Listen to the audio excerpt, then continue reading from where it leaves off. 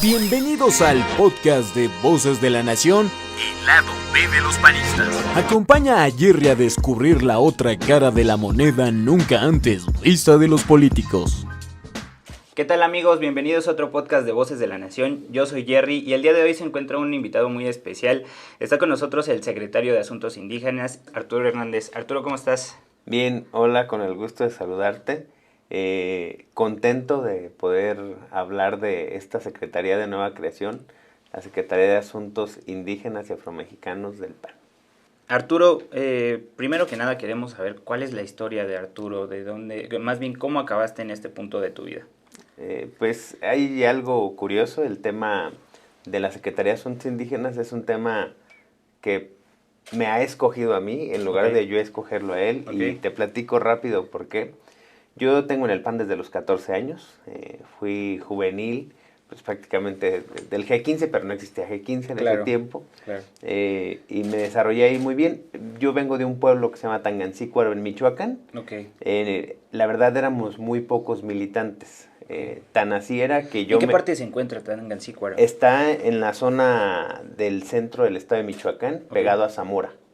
Y también pegado a la meseta purépecha, a Chilchota, a Ocumicho, toda esa zona indígena es la parte que colinda con mi municipio.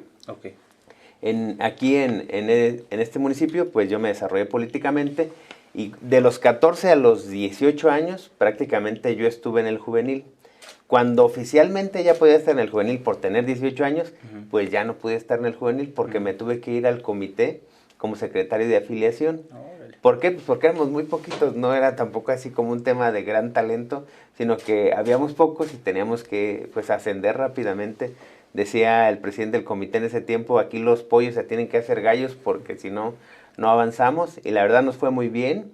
Tuvimos oportunidad de ir creciendo. A los 32 años contendía la presidencia municipal. Veníamos de un gobierno diferente. ¿Cuántos años tienes ahorita? Tengo 40 años. 40 años, y a los 32 contendimos a la presidencia municipal. Históricamente en mi municipio se ganaba con 2.800, 2.400 votos el promedio. Y nosotros sacamos 4.000 votos en esa ocasión. Con, la verdad, ideas muy innovadoras, cosas que aprendíamos en el juvenil, apoyando a otros municipios, en las capacitaciones permanentes. De verdad, el juvenil es una escuela. Y soy testigo de ello, y lo viví y lo aprendí. Después, ya como presidente municipal, me incluí al proyecto de la Asociación Nacional de Alcaldes, a la ANAC. ¿Por qué? Porque yo era el coordinador de los alcaldes en Michoacán. Entonces yo era de la mesa directiva del comité de la ANAC, y en la ANAC me invitaron a crear la Comisión de Atención a Pueblos Indígenas. Entonces yo fui el primero que presidió esa comisión en la ANAC, y fue un tema que yo no escogí. El tema me escogió a mí.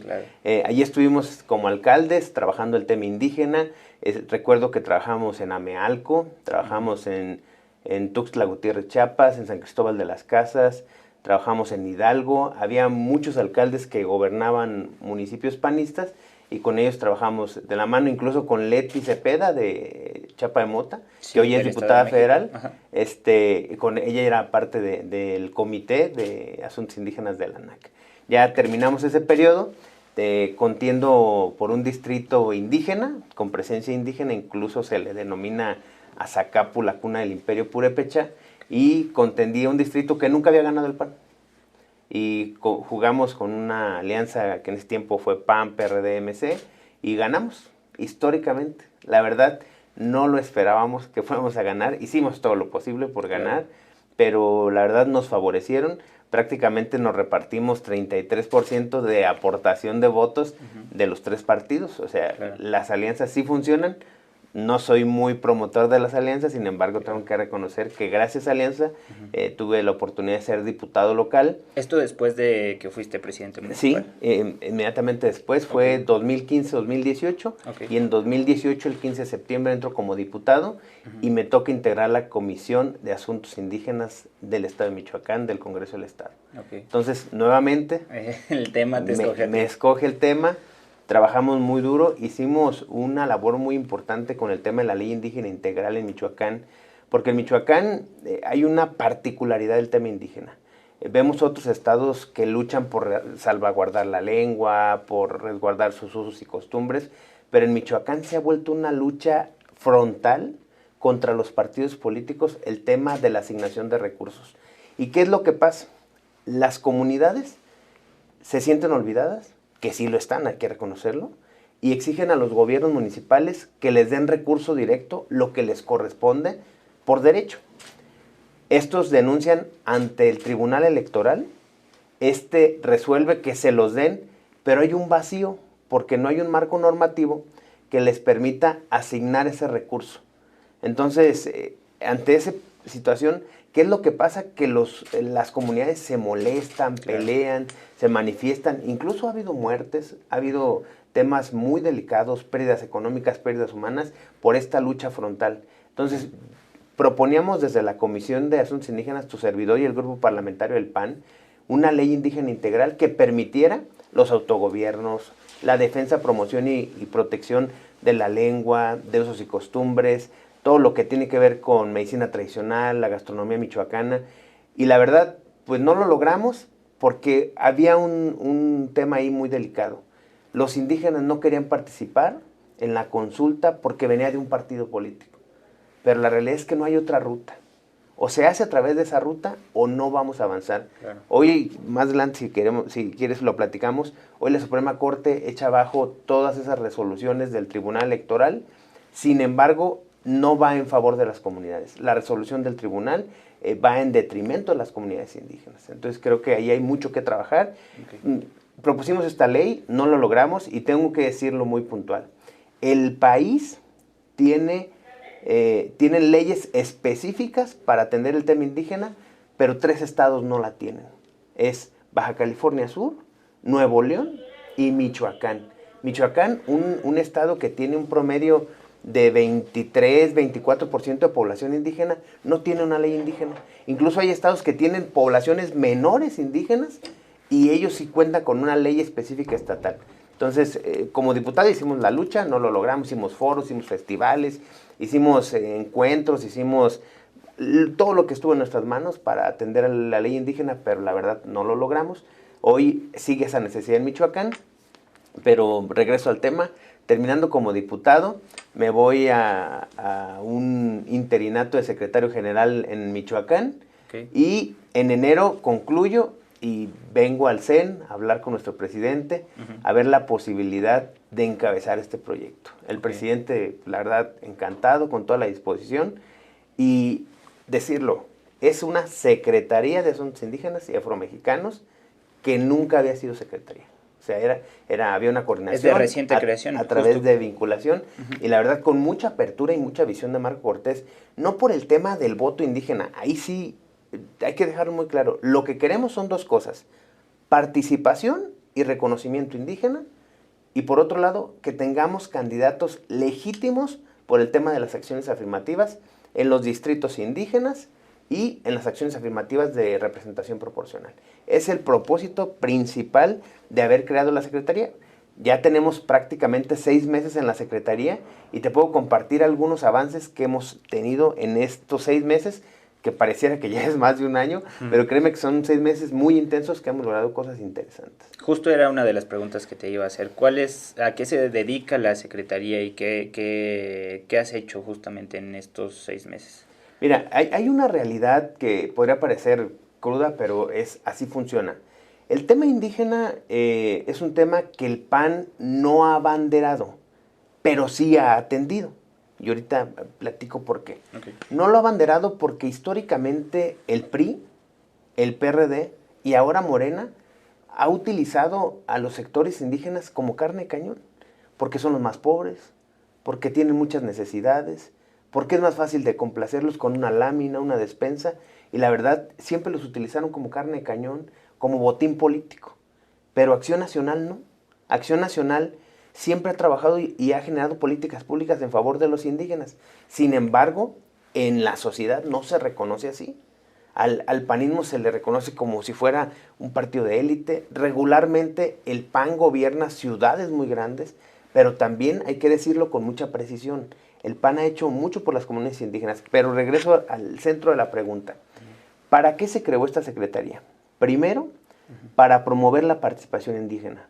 El indígena tiene derecho a votar y ser votado. Claro. Segundo, que las candidaturas por designación o las acciones afirmativas sean legítimos indígenas, que no se simule, que no se ponga un candidato y se busque una aprobación de una comunidad a través de un documento por acuerdo. No.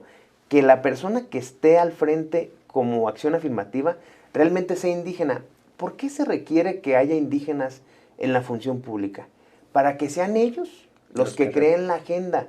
Porque solamente ellos saben lo que se debe de hacer, solamente ellos saben las carencias y las necesidades de sus pueblos y de sus comunidades. Entonces, que sean ellos los que creen la agenda pública.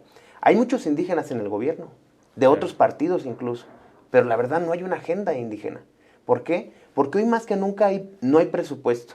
Entonces, por un lado, promover la participación indígena, garantizar candidatos indígenas, y la otra acción que estamos haciendo a través de la Secretaría es concientización al sistema PAN. Estamos platicando y capacitando regidores, síndicos, presidentas y presidentes municipales, diputadas y diputados locales, federales, y trabajando de la mano con el Senado, que presidimos la Comisión de Asuntos Indígenas con Xóchitl Gálvez. ¿Qué es lo que estamos haciendo? Es decirles, a ver, tú como regidor, tú como alcalde, ¿qué puedes hacer en favor de tu comunidad indígena? O a favor de los indígenas de tu municipio. Y les platicamos qué pueden hacer desde defender la lengua, cómo generar políticas públicas, les ayudamos y les guiamos para entender que el humanismo político va ligado con la práctica de vida del humanismo cristiano que practican las comunidades indígenas. Entonces, si alguien o algún partido político tiene una identidad similar a la práctica de vida indígena, es Acción Nacional. Pero necesitamos reconocerlo. Entonces, preguntamos a veces a los panistas que están en la función pública, oye, ¿quién trae el tema indígena? No, pues nadie, yo no sé. A ver, independientemente si vienes de la ciudad, si vienes del progreso, tienes la obligación y la responsabilidad de atender el tema indígena. Muchos se preguntan, sí, pero es que no aplica en todos los estados o no aplica en todos los municipios. Lamento decirles que sí. De los 2.470 municipios, solamente el 1 y fracción de los municipios no tienen indígenas. Solamente. Y el 15% en promedio tiene entre el 40 y el 100% de indígenas en su municipio. Hay municipios que tienen casi el 100% de población indígena. Hay el 11% del total de los municipios, que son más de 380,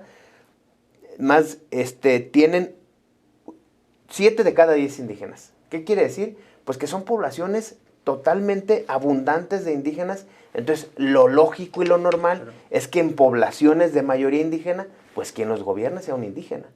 ¿Por qué? Porque es el sentir y es la ruta adecuada de la representación social. Claro, y vamos desde el concepto, ¿no? Porque en la sociedad en general, si tú mencionas la palabra indígena, se relaciona mucho con ser pobre, con carencias y todo esto. Pero en realidad son personas que tienen usos y costumbres diferentes, que hablan lenguas diferentes, más bien que hablan lenguas que surgieron del mismo país. Entonces, para empezar, y ahorita vamos con el tema, si son o no grupos vulnerables, creo que lo que sí tienen que tener es representación y también entender, como tú dices, que se encuentran en la mayor parte del país y que tienen que ser representados, ¿no? Ya que obviamente se pueden generar oportunidades para estas comunidades y también se pueden generar todos los beneficios que tenemos como sociedad, que muchas no los tienen, como tener escuelas, hospitales, que por ejemplo ahorita 2.5 millones de niños indígenas fueron afectados por la desaparición de escuelas de tiempo completo, ¿no? Ese tipo de cosas son las que tenemos que defender porque muchas veces son por los que menos vemos, ¿no? Porque se encuentran en la sierra, porque se encuentran en lugares en donde no hay acceso. Entonces, ¿tú cómo ves? ¿Cómo se consideran en general? Y yo la otra vez vi un podcast en donde una diputada indígena decía que no son grupos vulnerables, que son personas con costumbres diferentes que a lo mejor se les puede ayudar con más oportunidades, ¿no? Sí, aquí hay una confusión. Hay grupos vulnerables y hay grupos minoritarios, pero hablar del tema indígena no se trata específicamente de eso. Lo que sí es que hay mucha pobreza. Estábamos revisando en la Secretaría las zonas más pobres del país y se encuentran en el sureste, en el noreste, un poquito en el noreste, en el sureste muy marcado y parte de la península. Esa es la población más abundante indígena. Y luego hacemos una revisión de la pobreza y empalma, exactamente. ¿Qué quiere decir? Que por costumbre o por práctica malamente de la política, los pueblos originarios se han quedado olvidados. A ver, ¿aquí qué pasa?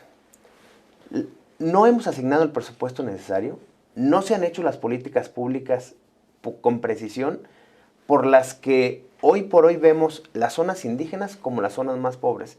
Aquí pasa un ejercicio. Hay muchas poblaciones indígenas que han luchado por mantenerse. Claro. Y en el ejercicio de mantenerse se han aislado. ¿Y qué ha hecho el gobierno? Pues los deja ahí en el olvido.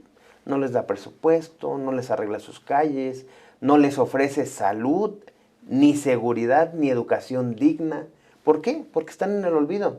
Yo siempre les digo, vean el hospital de la ciudad, vean la clínica de la comunidad, vean la escuela de la ciudad, vean la escuela de la comunidad. Nada que ver. Hay una deuda histórica, como se dice, real, legítima. Y hoy el gobierno federal está haciendo acciones crueles contra los indígenas. Dicen que hacen caminos en Oaxaca. Dicen que todo les llega un apoyo de agricultura, del Sembrando Vida, que del adulto mayor. Es verdad, pero la realidad es que los indígenas no están pidiendo dinero, están pidiendo oportunidad, respeto e igualdad. Eso es lo que piden los indígenas. ¿Por qué? ¿Qué es lo que está pasando? Que el gobierno reconoce que las comunidades indígenas son pobres y las está callando a billetazos. Claro. Y lo podemos ver en la última elección en Oaxaca. Vimos con mucha claridad cómo la gente no salió a votar. Menos del 40% de la población votó porque no confía. Si la gente estuviera tan contenta con el gobierno, hubiera participado. ¿El triunfo de Morena fue avasallador? Sí. Pero la gente ya no quiere participar en la democracia porque no se identifica, no se reconoce, no se ve, no se siente bien con este gobierno. El gobierno ha hecho cosas muy frontales contra las poblaciones indígenas. El Tren Maya, el dañar las áreas naturales de los mayas, ha sido una lucha frontal contra ellos. Prácticamente les está vendiendo y les está dañando su territorio con el tema del Tren Maya. ¿A poco a gobiernos anteriores no se les había ocurrido explotar la riqueza de la Ribera Maya? Pues claro que sí, pero tenemos que tener una visión de sustentabilidad. No solamente el ganar dinero por ganar dinero. Claro. Creo que el presidente se equivocó con este ejercicio. Segunda, las escuelas de tiempo completo. La mayoría de los indígenas son jornaleros en muchas de las regiones del país. Y ellos se van a las 4 de la mañana a trabajar y llegan a las 6 de la tarde. No me lo estoy inventando, lo vemos en las familias, en muchos lugares del país, oaxaqueños, chiapanecos que emigran de sus ciudades o de sus pueblos para ir a lugares agrícolas, como es en el occidente mexicano, para ir a trabajar al campo o a las fábricas o a algún lugar que les pueda garantizar el recurso, y dejan a sus hijos a la suerte. ¿Qué hacían las escuelas de tiempo completo? Les daban educación, les daban alimentación y les daban una preparación integral, porque en casa no había nadie que los atendiera. Y el gobierno federal, la postulante al Estado de México, Delfina, de verdad, sin mayor corazón, les quitó este apoyo y dejó a la deriva a cuánta niñez mexicana, sin alimentación. Hay un estudio donde el 70% de los niños que iban a las escuelas de tiempo completo, lo único que comían en el día era lo que les daban ahí. Entonces, ¿qué quiere decir? Que hoy esos niños no tienen que comer. Es muy lamentable, es la verdad muy cruel por parte del gobierno federal, estas acciones donde no se valora, donde no se piensa y donde no se atiende. Y aparte, el tema de apoyar o impulsar el tema cultural. Cuando estuvo el gobierno en el 2000 con Vicente Fox, tuvimos el proyecto de inversión de infraestructura a comunidades indígenas más grande de la historia. Okay. Impresionante todo lo que se edificó, hospitales, carreteras, pero carreteras en forma, puentes, todo esto que permitía enlazar a las comunidades y progresar. Y cuando estuvo Felipe Calderón en este gobierno en 2006, el gobierno federal proyectó el plan de gobierno más ambicioso con el tema indígena. ¿Qué quiere decir? Que reconoció en este trayecto de 12 años de gobiernos panistas, reconoció el tema de la autoadscripción calificada, el reconocimiento en el segundo constitucional donde se tienen que ejercer recursos, presupuestos de manera directa, pero también de manera transversal. ¿Qué quiere decir? Que no solamente se trata de darle un billete a la comunidad indígena, no, se trata de garantizar educación, salud, seguridad, atención a los niños, vacunas, de una manera muy integral. Creo que faltó más visión de parte del gobierno federal priista y desde luego del gobierno federal de Morena. ¿Por qué? Porque están en el abandono. Y como tú lo sabes, el gobierno federal y Andrés Manuel creen que con sus programas asistencialistas con eso resuelve todo, y muy lamentable, porque hoy, aunque le des dinero a la persona, no le alcanza para curarse, no le alcanza para comer y no le alcanza para salir adelante. Totalmente, Arturo. Oye, regresando un poquito a la pregunta, ¿cuál es la historia de Arturo? Quisiéramos saber un poquito más de, ¿en qué momento dijiste, sabes qué, me voy a dedicar a esto? ¿Qué estudiaste? Un poquito más de tu historia, claro. Relajando un poco más el tema. Fíjate que, pues, vengo de una familia trabajadora, mis papás se dedican a vender ropa. Okay. Hoy ya tienen un establecimiento formal, pero yo crecí en los tianguis, vendíamos ropa en los tianguis toda la semana. Salíamos a diferentes municipios a las 6 de la mañana a vender ropa, cuando estábamos de vacaciones. Todo el mundo cuando decía vacaciones disfrutaba, yo me ponía triste porque había que levantarse temprano, ir a trabajar. Íbamos a vender a La Piedad, a Zamora, a Paracho, a Quiroga. Y yo soy un vendedor ambulante orgulloso porque gracias a ese trabajo de mis papás, pues yo pude salir adelante, yo pude estudiar y entendí también dos cosas: que se puede vivir de manera honrada, pero también que se puede salir adelante si te lo propones, si luchas y trabajas. Y eso lo aprendí en casa, incluso también decirles, mi papá no estudió en la universidad, él estudió hasta la secundaria, y mi papá también fue presidente municipal de mi pueblo. Y la verdad lo digo con mucho orgullo, porque él, un vendedor ambulante, fue presidente municipal, fue candidato a diputado, no logró la diputación y regresó a su trabajo. Muestra de que se hizo bien las cosas, muestra de que no hubo enriquecimiento ilícito, no hubo nada de eso. Y la verdad es un ejemplo a seguir. Y yo tengo que decirlo también. Yo tuve la oportunidad de ganar el municipio, pues porque había un reconocimiento al trabajo que hizo mi padre cuando fue presidente municipal. Y la verdad, esto me permitió, pues, salir adelante. Cuando decidí estudiar diseño gráfico, no me pregunten por qué.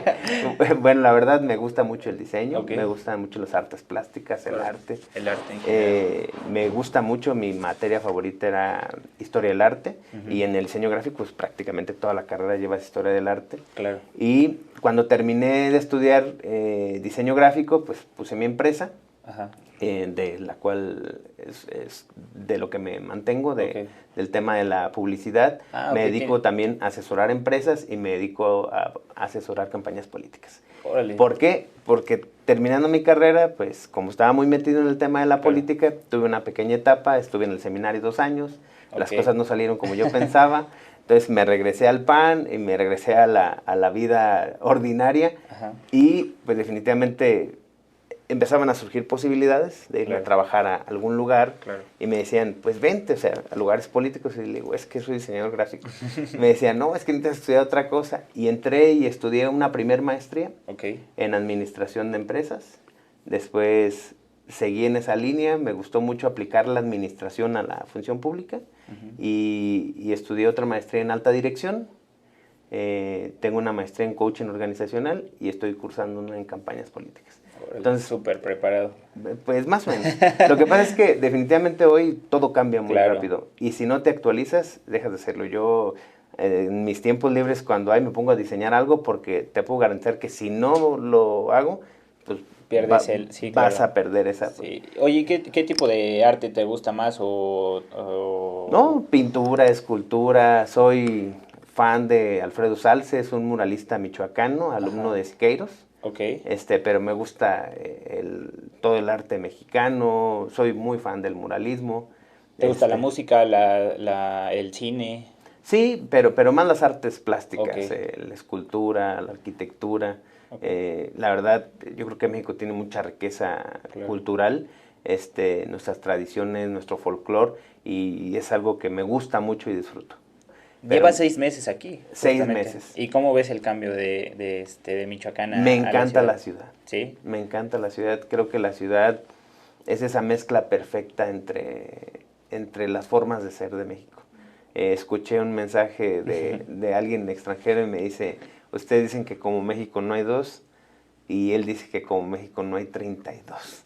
Entonces creo que esa diversidad cultural de los estados, de nuestros pueblos originarios, se refleja en la Ciudad de México. Totalmente. Entonces, diverso. Oye, porque además has estado en gira en diferentes estados y has conocido como más seguramente desde antes, pero últimamente por lo de la Secretaría has estado como más en contacto con este tema de... Fíjate que estoy más que sorprendido. Yo creía que conocía el tema indígena, y cuando empecé, pues me sentí la verdad un bebé, porque hay mucho por conocer. Claro. Empezamos trabajando en Oaxaca, había proceso electoral, fuimos a apoyar el tema electoral de campaña, pero también desarrollamos el proyecto de asuntos indígenas. Hicimos un taller de introducción a la identidad y a la multiculturalidad indígena en el estado de Oaxaca, con la CAS. También hicimos un trabajo en conjunto con la Secretaría Juvenil, con indígenas y afromexicanos en Pinotepa Nacional, que es una zona afro. Y también hicimos un evento con mujeres indígenas, aprovechando, no sé cuándo se va a publicar, pero hoy es Día Internacional de la Mujer Indígena. Sí, porque hay muchas comunidades en donde las mujeres hasta el día de hoy se dedican nada más a hacer las tortillas, a atender a los hombres, ¿no? Sí, es un tema como de identidad, que así crecieron, así les educaron. Sin embargo, yo creo que no está mal siempre y cuando se respete y se cumplan el tema de los derechos humanos. Yo creo que mientras esté en el umbral de los derechos humanos, todo cabe y se respeta.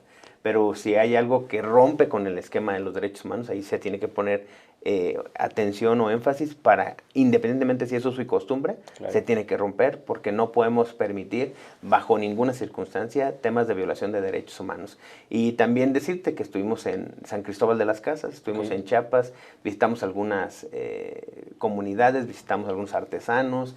La verdad, Chiapas tiene es un estado muy rico, es uno de los estados que tienen más pueblos indígenas, porque aquí me gusta explicar esto.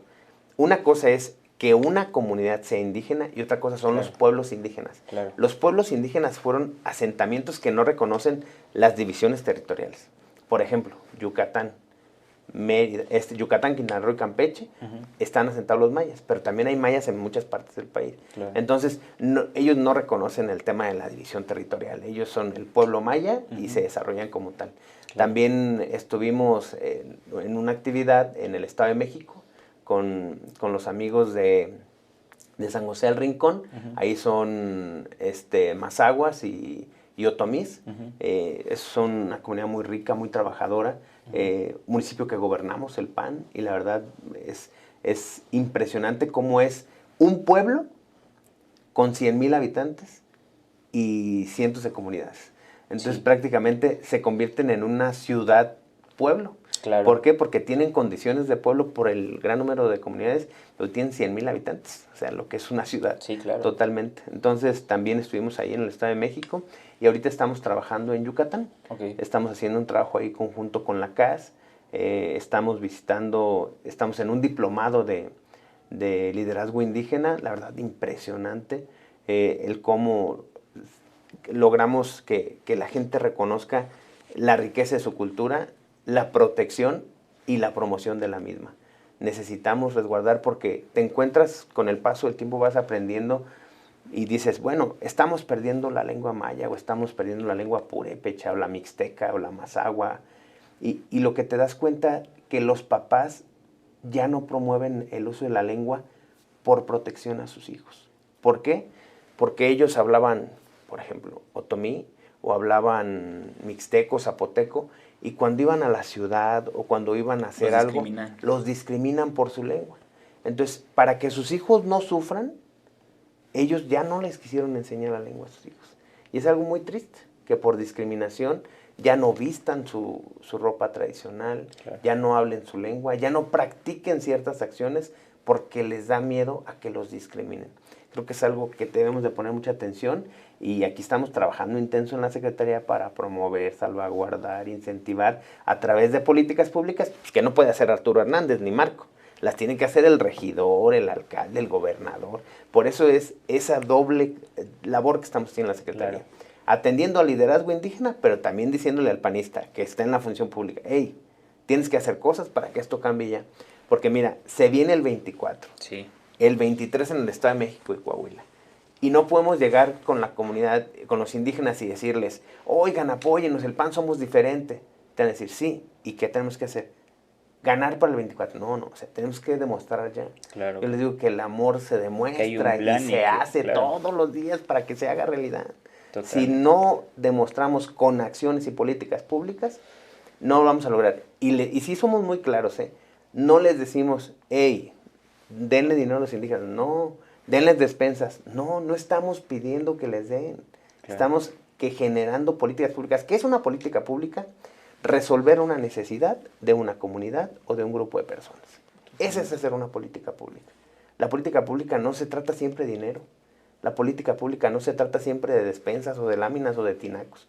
La política pública se trata de resolver la necesidad de la comunidad para lograr ¿qué? Lo que decimos en el PAN, el bien común. ¿Y cómo logras ese bien común? Pues a través de la solidaridad, de la subsidiariedad. Entonces, cuando ves eso del desarrollo de la política humanista, dices tú, pues todo tiene lógica. Claro. Por eso está vigente. Ahí es donde cuadra, ¿no? Por eso dices, Manuel Gómez Morín no se equivocó. Pues claro, porque todo tiene lógica. Y dices, ok, entonces, ¿cómo en tanto año no lo hemos logrado?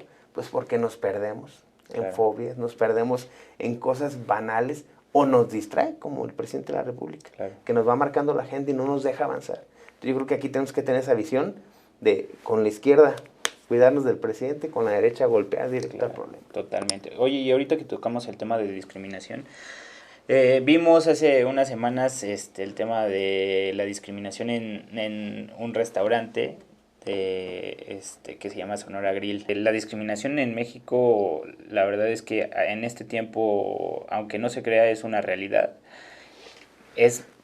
Hay mucha más discriminación, obviamente, al tema indígena, pero también a la sociedad en general. ¿Tú cómo ves el tema de Sonora Grill? El tema de la discriminación es un tema real. Tú lo puedes ver en los colectivos. Tú te subes al camión y si se sube alguien que por venir del trabajo está sucio, le marcan la sana distancia, ¿no? Sí. Del COVID. Sí. Pero si está limpio, es elegante, pues ahí se acaba la sana distancia, ¿no? Claro.